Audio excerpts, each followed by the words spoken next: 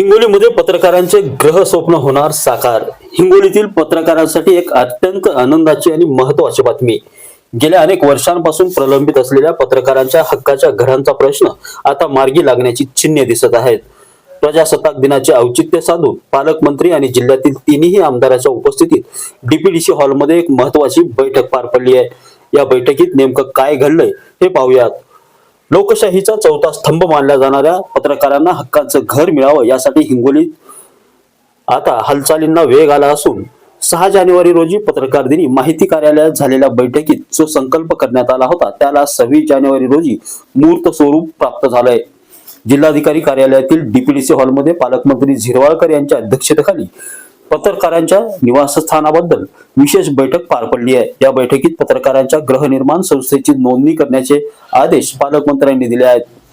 विशेष म्हणजे पक्षभेद विसरून हिंगोलीचे आमदार तानाजी मुटकुळे, कळमनुरीचे आमदार संतोष बांगर आणि वसमतचे आमदार राजू नवघरे यांनी पत्रकारांच्या या मागणीला जाहीर पाठिंबा दिला आहे. कल्याण देशमुख यांच्या अध्यक्षतेखाली ही संस्था नोंदणीची प्रक्रिया आता पूर्ण केली जाणार आहे. केवळ आश्वासनच नाही तर या प्रश्नाचा कायमस्वरूपी निकाल लावण्यासाठी फेब्रुवारी 2026 मध्ये मुख्यमंत्री महोदयासोबत मुंबईत विशेष बैठक लावली जाईल असे देखील आश्वासन पालकमंत्र्यांनी यावेळी दिले.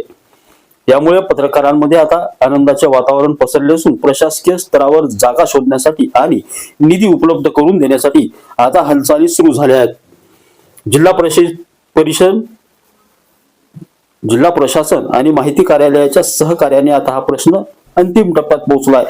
फेब्रुवारीत होणाऱ्या मुख्यमंत्र्यांसोबतच्या बैठकीत हिंगोलीच्या पत्रकारांना हक्काच्या घराची चावी कधी मिळणार याकडे सर्वांचं लक्ष लागलंय. हिंगोलीहून ID पठाणसह नितीन बनसोडे, एकमत डिजिटल, हिंगोली.